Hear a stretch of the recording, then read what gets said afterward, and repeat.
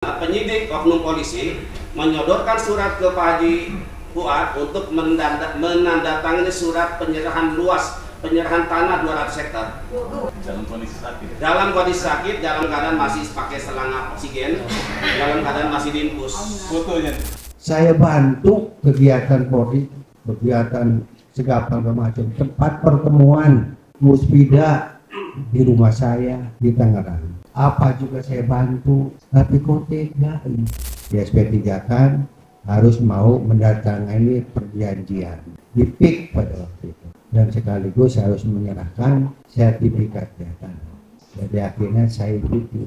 Ternyata setelah di sana saya tanda tangani, saya tekan baru dari pihak Polres, baru saya tekan memang keluar SP3-nya. Terus SP3 saya selebar, nggak bisa.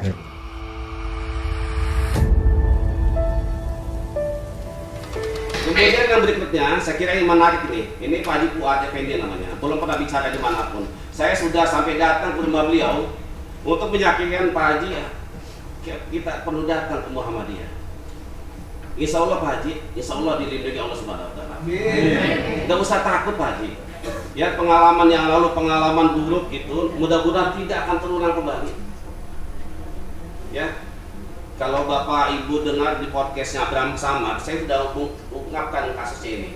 Bahkan saya sudah kasih foto di mana penyidik oknum polisi menyodorkan surat ke Pak Haji Fuad untuk menandatangani surat penyerahan tanah 200 hektar. Dalam kondisi sakit. Dalam kondisi sakit, dalam keadaan masih pakai selang oksigen, dalam keadaan masih diinfus. Fotonya. Nah, ini fotonya. Nanti Pak Haji Fuad yang akan bicara lebih banyak karena saya baru kedua ketemu ya Pak Haji. Saya kira Pak Haji harus sampaikan semuanya apa yang menjadi tekanan batin selama ini, bahkan beliau sebenarnya masih sakit ini. Tapi saya rayu terus Pak Haji harus datang sekali aja duduk gitu untuk menyampaikan. Mudah-mudahan publik akan backup Pak Haji semua. Tidak boleh ada rekayasa kasus, tidak ada lagi rekayasa, tidak ada lagi DPO, tidak ada lagi penahanan, tidak ada intimidasi pada keluarganya dan semuanya. Ya, selanjutnya kami persilakan kepada Bapak Haji Fuad Effendi untuk menyampaikan semua yang menjadi persoalan hari ini. Terima kasih. Silakan. Assalamualaikum warahmatullahi wabarakatuh. Waalaikumsalam. Alhamdulillahilladzi an'ama alaina fi Ramadan. Wassalatu wassalamu ala sayyidina Muhammadin wa ala alihi wa sahbihi ajmain. Pertama-tama saya ucapkan terima kasih kepada pimpinan Muhammadiyah, terutama dari Pak Busro Muqaddas, Pak Gufroni beserta pengurus lainnya atas kesediaannya untuk membantu kami para korban, terutama korban PIK 2 ini. Kami ucapkan terima kasih, jazakumullah ahsanal jazaa. Pada kesempatan ini sebenarnya kondisi saya masih sakit. Jadi ya, semoga doain mudah-mudahan sehat. Jadi nasibnya hampir mirip dengan Pak Carli sebenarnya, keluarganya mirip sekali. Jadi saya dari tahun 2012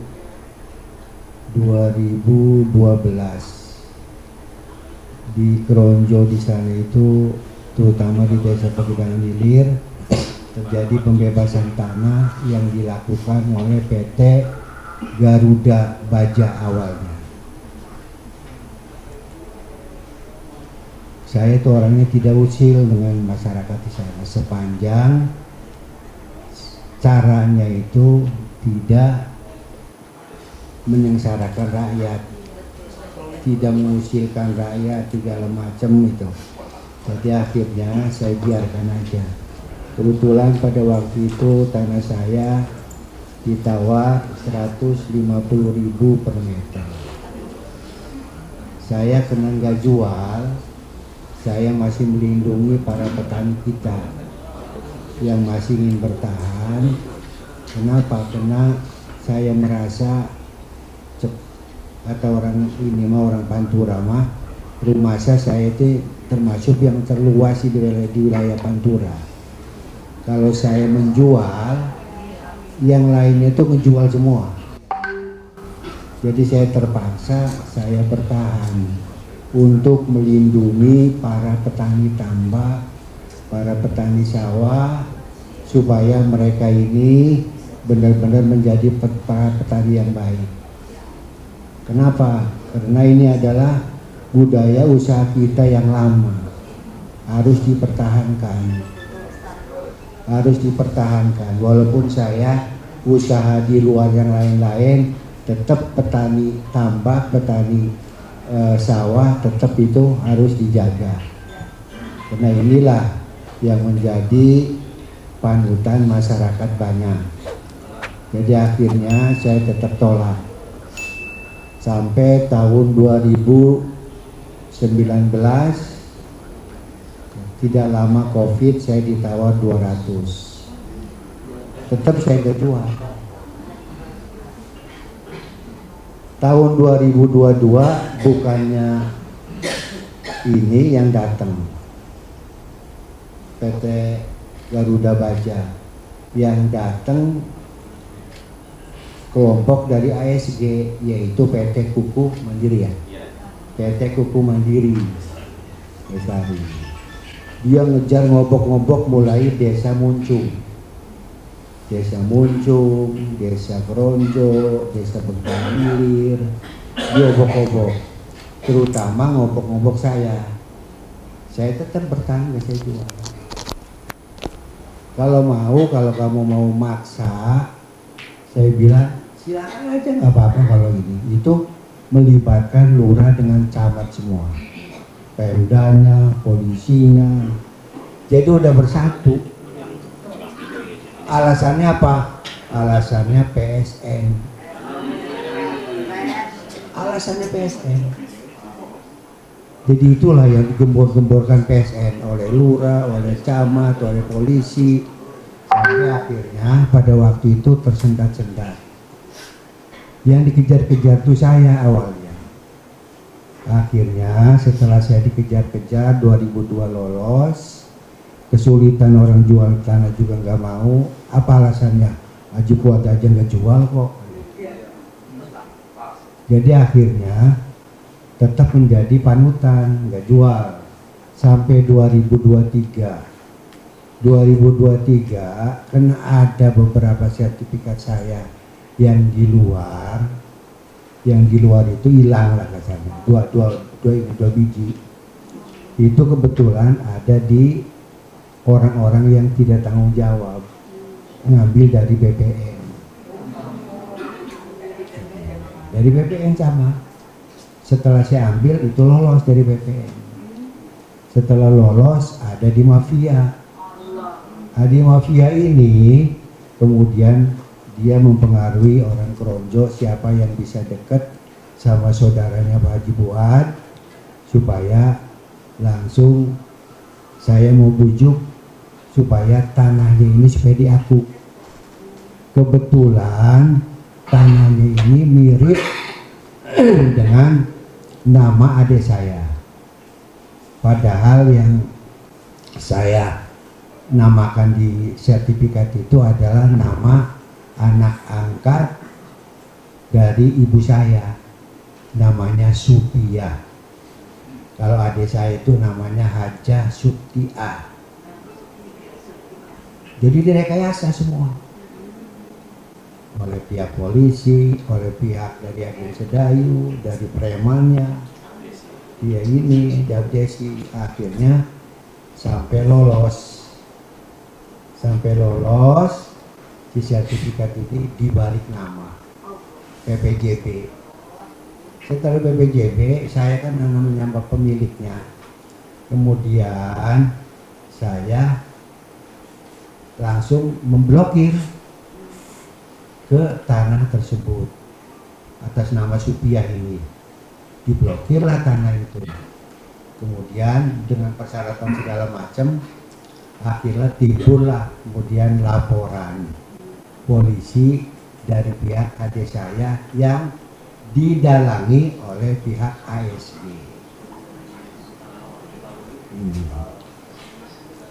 Ya sebenarnya kasus ini kan kalaupun terjadi apa-apa kan perdata sebenarnya. Ya orang saya menguasai tanah itu udah hampir setengah abad. Yang ngaku ke tanah saya itu nggak ada yang berani ngaku. Karena memang saya punya tanah ini kebanyakan memang saya pinjam tanah nama-nama orang-orang dekat saya, saudara saya. Ya karena keluarga saya punya anak ya cuma 3 dengan 5 orang. Dengan areal 200 hektar kan nggak cukup. Ya, terpaksa saya pinjam nama-nama yang lain. Tapi alhamdulillah nama-nama yang lain tuh agamanya bagus. Sampai sekarang juga ya alhamdulillah. Ya masih tetap kekeluargaan. Kita itu berdasarkan kekeluargaan. Jadi sampai sekarang ini akhirnya adik saya itu dimanfaatkan oleh pihak ASG dengan pengacaranya Meti Rahmawati. Iya, Meti Rahmawati saya dilaporkan di Polres. Masalah perdata disulap, dikriminalisasi menjadi pidana. Saya dituduh pemalsuan. Nanti Pak Gufrona lebih jelas yang ini. Karena ahli hukumnya, saya dituduh pemalsuan pasal 263 sampai akhirnya saya dikejar-kejar. Tahun 2023 bulan puasa kemarin, saya kebetulan tidak pernah kemana-mana. Saya paling ziarah-ziarah ke Banten, ke keluarga, nama semuanya ini. Karena yang leluhur saya kan di Banten. Jadi akhirnya saya pada waktu masih ziarah di sana dicomot lah, waktu dalam keadaan saya masih ziarah. Dicomot. Sebelumnya itu saya di DPO. Di DPO sama seperti Pak tadi. Di DPO, ya orang kan bingung. Saya seumur umur nggak pernah maling, nggak pernah nyuri, nggak pernah nyakitin orang, di macam-macam segala macam. Jadi seperti apa yang dikemukakan oleh Pak Charlie itu menimpa diri saya juga sama. Akhirnya saya juga dijemputlah, langsung dijeblosin ke Polres. Kurang lebih setengah bulan saya direjek di sana. Saya pada waktu itu masih tetap bertahan walaupun keadaan sakit ya. Tetap bertahan, silakan aja. Saya ingetin polisinya pada waktu itu, kamu hidup selama jadi polisi, nggak selamanya kamu jadi polisi. Saya ingetin udah, kamu jangan karena ini. Polisi itu harus mengayomi rakyat, harus melindungi rakyat. Salah saya apa? Salah saya apa? Saya duduk tak ya ribut. Tapi ya karena pengacaranya itu dimuk oleh mereka, diancam segala macam, malah pengacaranya itu jingkir pada. Malah saya akhirnya marah pada waktu sama pengacara. Ini sama saya, kamu gak usah takut. Ini kamu di pengacara ini ngebantu saya, nggak usah di ini, saya aja yang berdua kesini. Jadi akhirnya saya selamatkan semuanya. Jadi dianggapnya dengan saya di DPO itu dianggapnya melindungi, memang direkayasa semuanya. Jadi mulai saya sampai pengacara itu mau dikriminalisasi. Jadi akhirnya karena ya ketakutan, ya saya tidak mau melibatin orang. Saya berani berbuat, berani bertanggung jawab. Saya jalani. Setelah itu kemudian karena ya anak-anak saya, keluarga saya merasa melihat kesehatan saya ini kurang ini, jadi akhirnya khawatir Saya bilang udah nggak apa-apa, kita diobatin aja, anak saya dokter semua kok. Sambil jalan kamu besok ini dia berobat saya nggak apa-apa, kamu diobat biarin aja nggak apa-apa. Pengen tahu hukum itu sampai gimana? Saya tantang pada waktu itu. Jadi akhirnya dengan keluarga tetap yang namanya nangis, ya kita juga nggak bisa bertahan. Apa maunya? Udah harta apa. Jadi kesehatan Bapak jangan sampai lebih parah nantinya. Saya bukan apa-apa, saya menuntut hak keadilan doang. Itu aja saya menuntut hak keadilan, kebenaran. Jangan sampai hukum ini disalahgunakan. Kenapa? Saya itu sedihnya kenapa? Setiap Kapolda ganti datang ke rumah, nitip ke saya. Apalagi Kapolres Tangerang dari zaman yang sekarang udah jadi orang-orang di Mabes Polri, seperti bekas Kapolda, seperti Kapolrinya waktu ini, semuanya meniti mandiri. Tapi kok kenapa begini terjadi begini? Saya bantu kegiatan Polri, kegiatan segala macam, tempat pertemuan Musbida di rumah saya di Tangerang. Apa juga saya bantu, tapi kok tega ini? Saya menembus segala macam untuk mencari kenapa bisa PSN, kenapa bisa begini. Pengen tahu infonya, semuanya tertutup semua. Cuma saya pada waktu itu, karena bekas rekan pesantren saya dulu di Muhtadi, karena saya curhat sama yang lain, ngobrol itu sulit sudah, sama kiai-kiai yang lain juga pada ngeper udah. Cuma saya dekat dengan Kimo tadi, ngobrol lah dengan Kimo tadi. Pas Kimo tadi orangnya semangat dengan saya. Semangat, oke Hiki, kita ini berangkat. Cuma kebetulan dia juga sama sakit-sakitan. Kimo tadinya sakit-sakitan. Pas mau berangkat pada waktu dia siap, dia sakit-sakitan masuk rumah sakit. Pas sudah agak sakit, udah sehat gini-gini, agak ini saya nggak enak. Nanti pas dengan saya, nanti sakit di jalan kan repot lagi. Jadi akhirnya ya udah saya jalan sendiri. Saya pada waktu itu di sana di Polda itu masih ada yang baik, namanya Irwasda pada waktu jabatannya, bekas Pak Tanto itu namanya, Pak Kristianto. Banyak membantu saya pada waktu itu, cuma sebatas kewenangan dia, karena di atasnya itu sudah ditutup, nggak bisa berbuat apa-apa sampai Irwasda itu dipindahkan. Sampai saya dokter di Polres ini, saya ini sama yang mengkhianati saya itu, saya berontak lagi, saya laporkan ke ini apa jadi sambil Irwas kemana ini nggak pernah ke Propam segala macam, semuanya itu yang turun itu si Ali Harap, semuanya itu nggak bisa, termasuk Irwasnya juga mental. Jadi akhirnya saya itu terus terang aja, sampai saya merasakan pengobatan biar supaya saya sehat, biar ini saya mau berangkat lagi sebenarnya, masih pengen ini lagi, tapi akhirnya karena keluarga tidak memungkinkan lagi, janganlah, harus disehatkan dulu, udah kamu biarin aja lah. Akhirnya saya terpaksa mengikuti dari Agus Sedayu.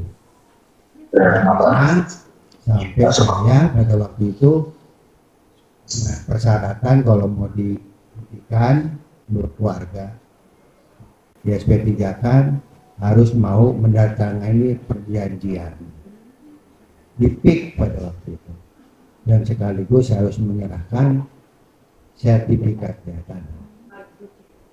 Jadi akhirnya saya itu demi keluarga saya mah, karena saya berusaha juga demi keluarga. Gitu. Berapa? Yang saya sebenarnya yang saya serahkan itu baru 90, hampir 100 ya, 90 lebih, 90 ya, 92, 93. Waktu itu saya belum nggak minta bayaran, enggak bicara harga, enggak ada gitu. Dia nyiapin pada waktu itu, saya suruh tanda tangan, demi keluarga saya tanda tangan.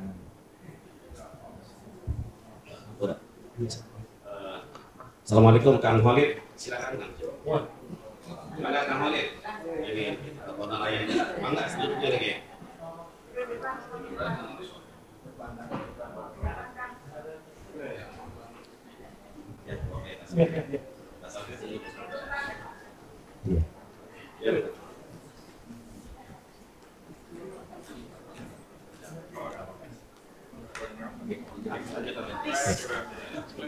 Itulah perjalanan saya sehingga pada waktu itu ancaman dari ASG kalau seandainya mau dihentikan jalur hukum ini di SP Kebijakan harus menandatangani surat perjanjian jual tanah. Setelah saya ke sana, saya apa adanya. Dia bilang, saya, kata Agung Seda ini, pihak si Ali Hanafi, saya akan menerima keadaan surat apapun dalam tempo 3 bulan, aku mau saya lunasi. Itu versi mereka. Saya pengen tahu, saya ikuti. Ternyata setelah di sana, saya tanda tangani, saya tekan baru dari pihak Polres, baru saya tekan memang keluar SP3-nya. Terus SP3 saya selembar, nggak bisa gitu. Harus semua pencabutan, semua teliti. Jangan sampai dalam perjalanan jadi gugatan ini lagi, kita supaya kalau ada gugatan itu harus melalui pengadilan. Jadi akhirnya dilengkapi. Setelah itu baru saya suruh menunggu selama 3 bulan sampai saya ikut sampai sekarang. Janjinya itu bohong.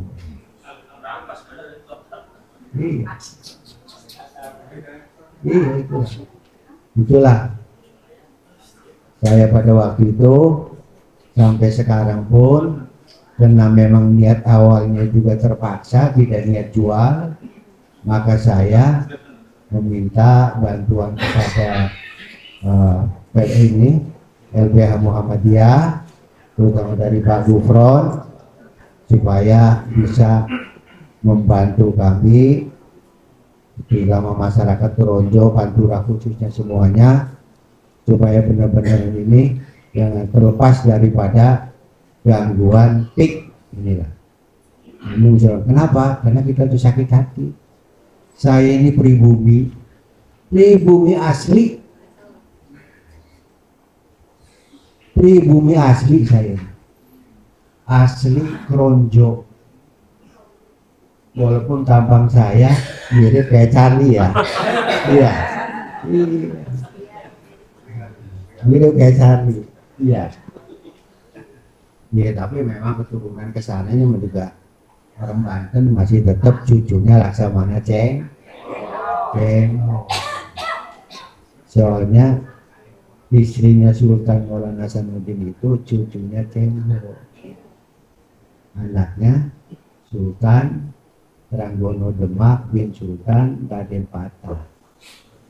Sultan Raden Patah itu anaknya cucunya Cengho. Jadi mau tidak mau kalau agak mirip ke Cina-Cina, Banten wajar gitu. Ya, yang campur aduk antara Arab lawan Cina. Ya, jadi itulah. Jadi kita merasa orang pribumi itu rasa di apa ya? Rasa digusur, rasa sedih lah itu. Rasa sedih saya ini leluhur ribuan tahun. Ribuan tahun. Saya ini cucu Sultan Masenuddin yang ke-12. Dari Prabu Siliwangi ke-15. Kan di Kesultanan itu kan perkawinan kan keluarga banyak kan. Dari Syekh Yusuf Madagaskar ke-89. Orang-orang kan nggak tahu siapa Syekh Yusuf. Syekh Yusuf itu adalah cucunya Syekh Bagus Angke. Syekh Bagus Angke itu anaknya Prabu Arung Bandan. Arung Bandan ini punya Ki Bagus Angke. Ki Bagus Angke itu namanya Arung Dian Angke, orang Bugis. Ngawin anak pertamanya Sultan Maulana Hasanuddin, yaitu di Mas Ratu Fatimah Pembayun. Punya anak lah namanya Syekh Samsudin atau Arung Dian Falehan. Karena dia ini dikawinkan dengan anaknya Pangeran Jaga Lautan, Ratu Dewi Rosiana. Akhirnya dia ini menetaplah di Banten. Pada zaman Portugal dia ini ditugaskan di laut. Maka dia ini namanya orang Bugis, berani di laut ancol-ancolan. Di laut namanya kena ombak, maka tersebutlah Pangeran Ancol. Nama aslinya Syekh Samsudin, nama Bugisnya Arung Dian Falehan. Istrinya itu namanya Ratu Dewi Rosiana bin yang punya Pulau Cangkir, Pangeran Jaga Lautan. Punya anak Arung Anggarepa yang ada di Petir, kapal bosok. Kalau orang Banten tahu tuh kapal bosok. Punya anak lah Syekh Abu Hair. Syekh Abu Hair ini punya anak lah Syekh Yusuf Madagaskar dengan Syekh Palu. Syekh Yusuf inilah punya anak Syekh Jalaluddin. Syekh Jalaluddin ini punya anak dua. Punya anak Syekh Jalaluddin. Syekh Yusuf itu punya anak Syekh Jalaluddin dengan Ratu Koya. Syekh Jalaluddin punya anak Ratu Nurhayati dikawin Raden Tanjung Anom.